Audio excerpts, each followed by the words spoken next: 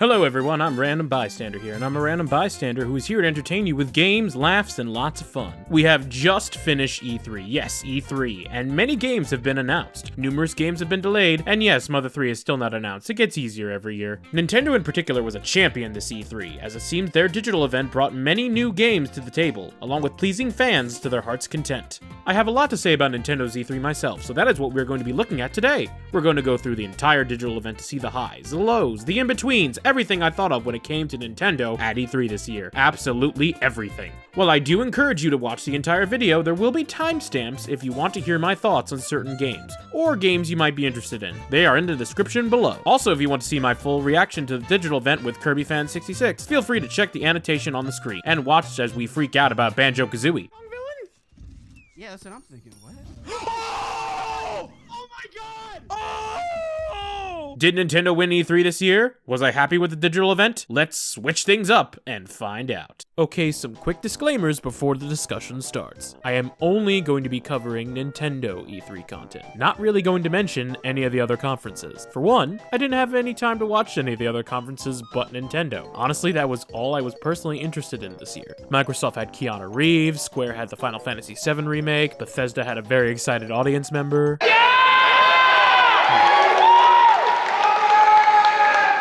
And we'll see you in hell. Sony wasn't even there, but I really didn't see any of the other conferences, so I don't feel I can heavily critique them and talk about them.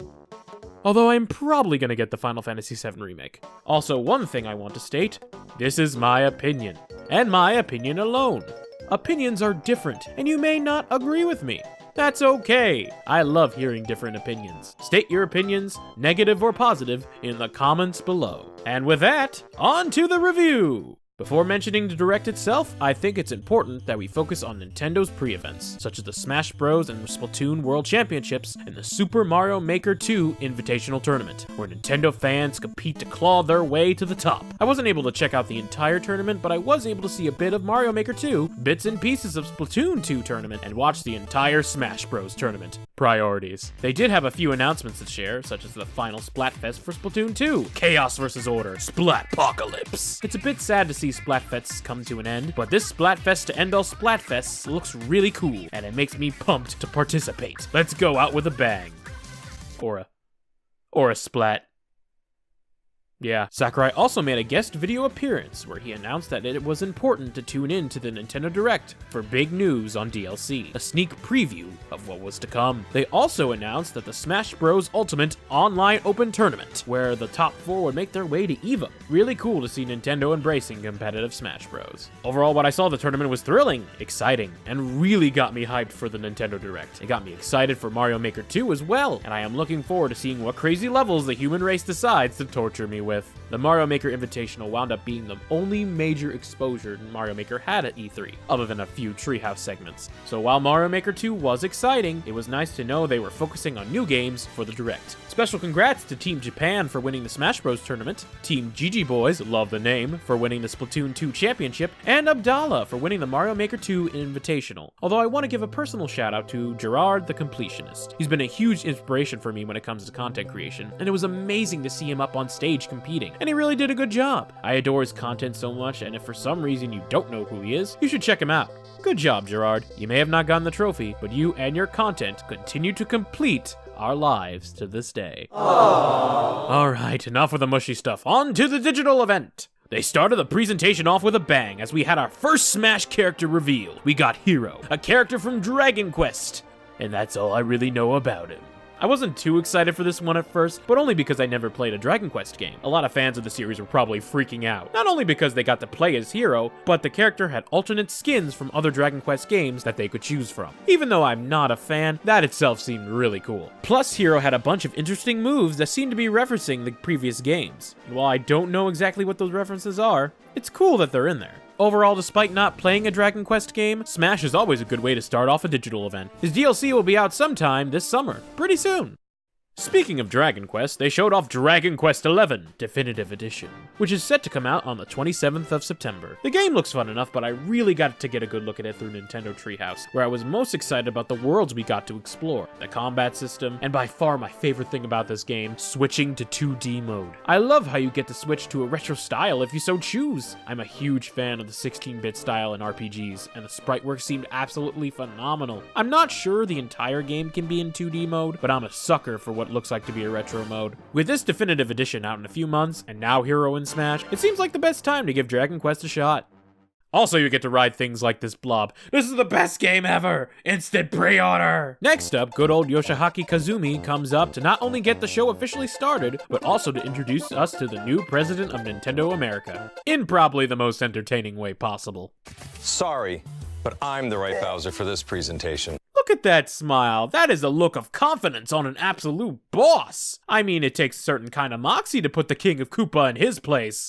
I know this was an obvious joke, but this was such a good way to introduce the public to the new NOA CEO. Lots of abbreviations there. Bowser had big shoes to fill once Reggie stepped down, but his leadership shines in this direct, and you can tell he has a huge passion for gaming and all things Nintendo. Once Doug Bowser was introduced, he continued the direct onward by introducing Hotel Mario, Luigi's Mansion 3. In all seriousness, I am so excited for this game. It seems to mix the cute cartoony art style from the second game, along with the spooky atmosphere and story from the first. Oh yeah, there's a story! The story seems promising, as it looks like you not only rescue Mario, but Peach and others. I noticed the game definitely looks better than the last time we saw it. The direct focuses on the returning Scarescraper mode from Dark Moon, which looks a lot more fun with a lot more players. And I love all the power-ups and abilities Luigi has with his new Poltergust G00, such as the Slam, which is cartoonishly violent but satisfying, the Suction Shot, the best uses of a plunger I've ever seen, and even Gooigi, which is a pun about a co-op gooey Luigi I never knew I wanted,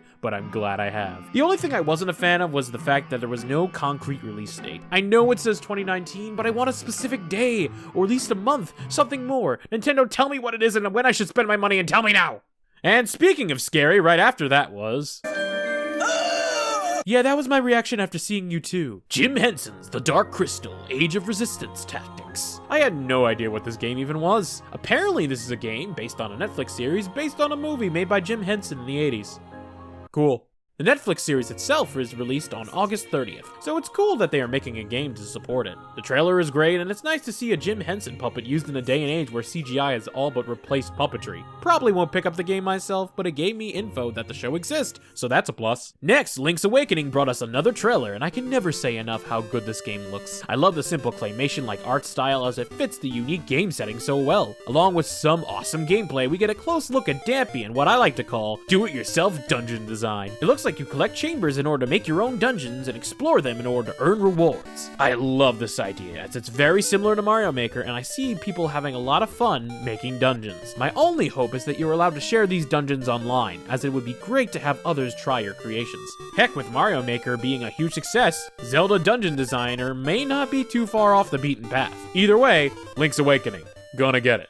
Also, it comes out September 20th, the week before Dragon Quest, so my wallet's gonna be hurt that week. Trials of Mana Remake for the Switch, finally getting a global release. Again, didn't know too much about this game or the Mana series, but this trailer once again hooked my interest. Art style is gorgeous, and the trailer has a good mix between story and gameplay. It warms my heart that a game people have been wanting to see for years is finally being globalized for the rest of the world to enjoy.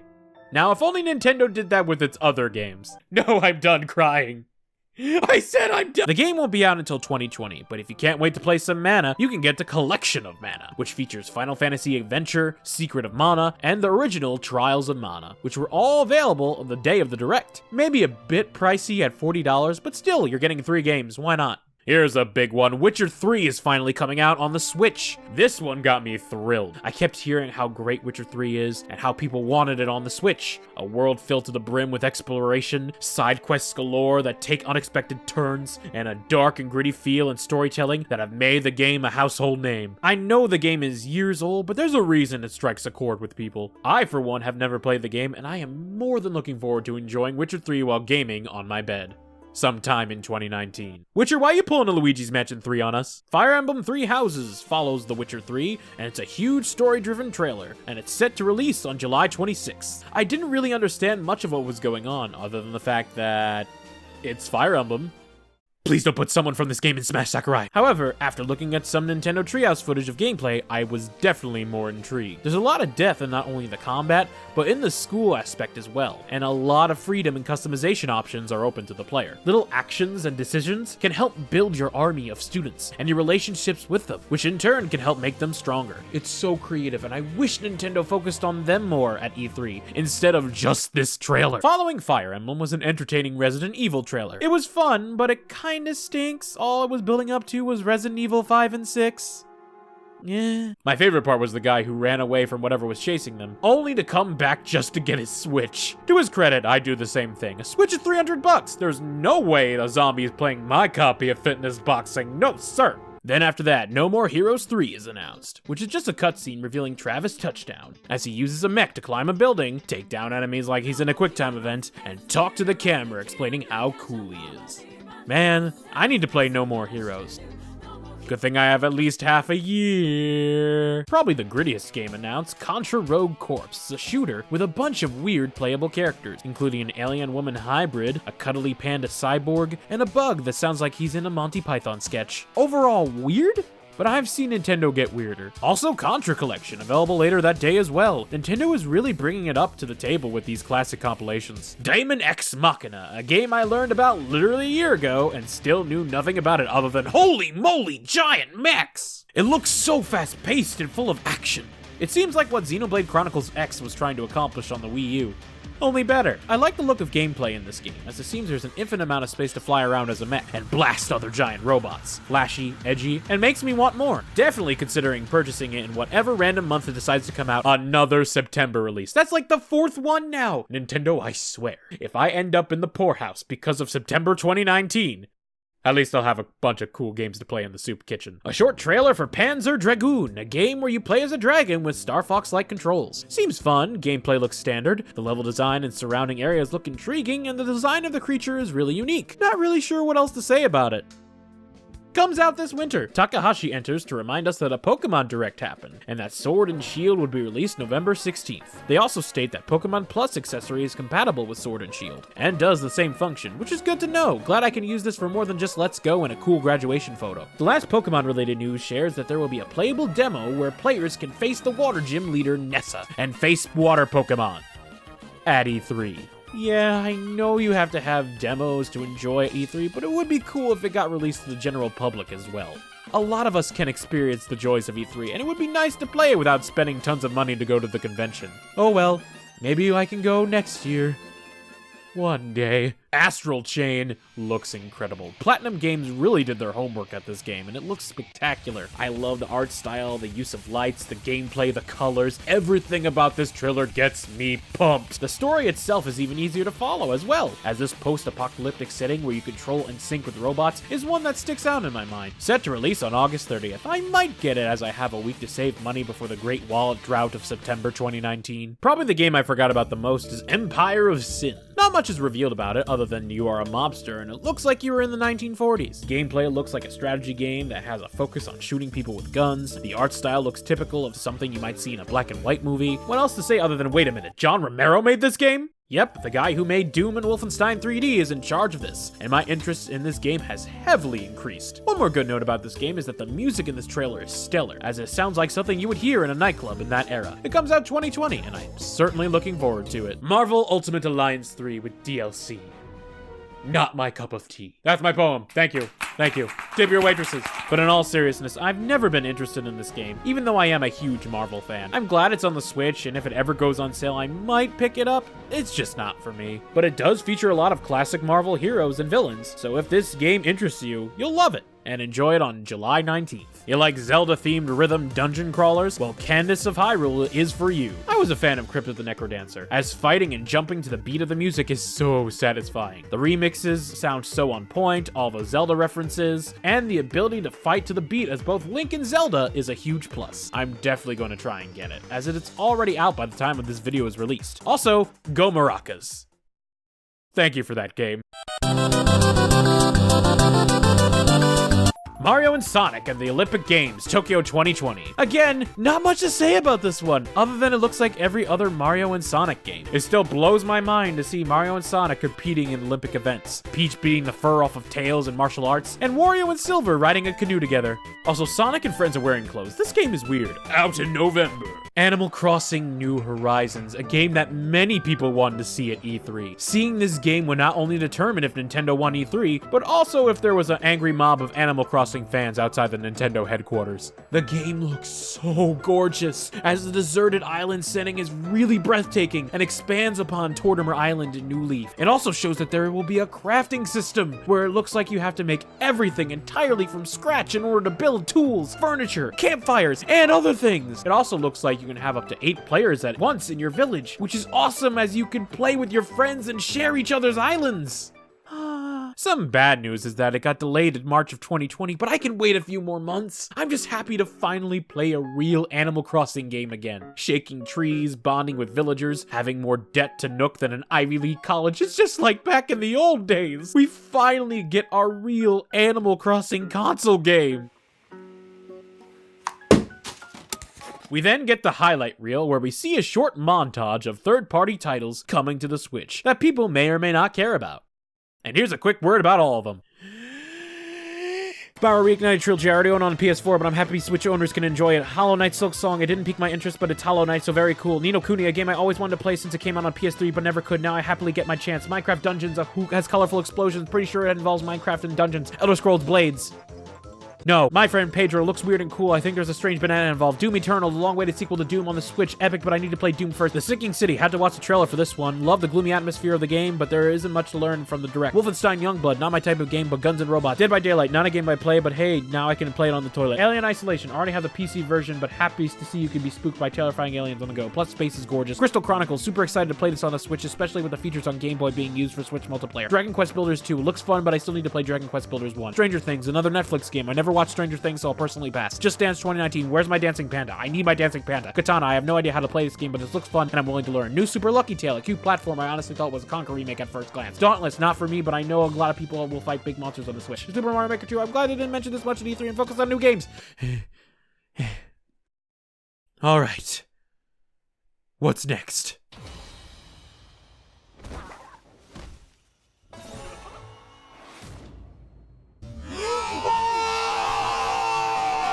They have a second DLC Smash Bros. Character revealed, and it's Banjo Kazooie, and I still can't believe it! I'm not even that big of a fan of the Rare Classic, but I was incredibly hyped to see the trailer and how beautiful and smooth Banjo and Kazooie looked in next-gen console. Smash really does make the best reveal trailers, as it was clever to see all the Rare references, from the characters in Donkey Kong Country cheering him on, to King K. Rool falling off of Spiral Mountain and getting crushed by a rock, and of course, Banjo's Super Jinjo Final Smash. On fall 2019, Banjo's coming back, baby! Well, that wraps up Nintendo E3 2019. I don't think there's any way they could top.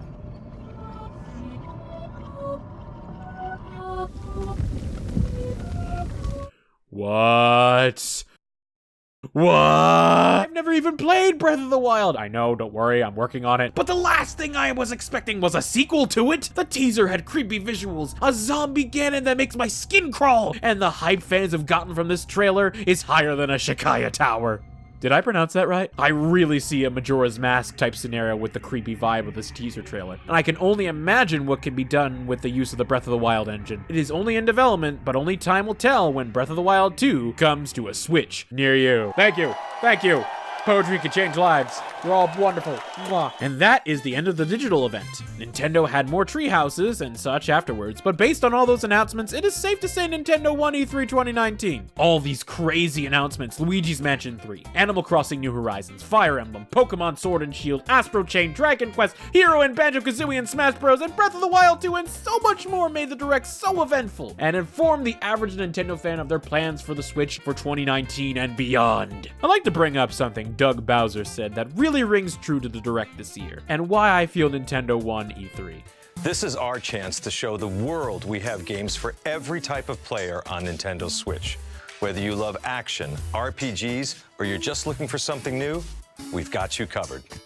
there, right there, that quote by not King Koopa Bowser. There was something for everyone in this direct. No matter what you did, or what you liked, or what game you saw, after watching the direct, you felt happy for something. There was at least one game that spoke to you or made you feel excited in one way, shape, or form. And that is why Nintendo won E3 this year. They won not because of a celebrity guest or a stunt to please investors. They won because they made us, gamers, their fans, happy. I keep hearing how people love Nintendo's E3 this year. It was so incredibly heartwarming to see how far they've come since the dark days of the Wii U, when no one would give them the time of day. Bottom line, Nintendo's E3 really brought their A game to 2019, and I cannot wait to see what future announcements and games they have in store. Although one question remains. What about Untitled Goose Game? The one indie game I was excited for, they never even mentioned. I guess I should never make any E3 predictions since they probably won't come true. Well, time to talk about Metroid Prime 4.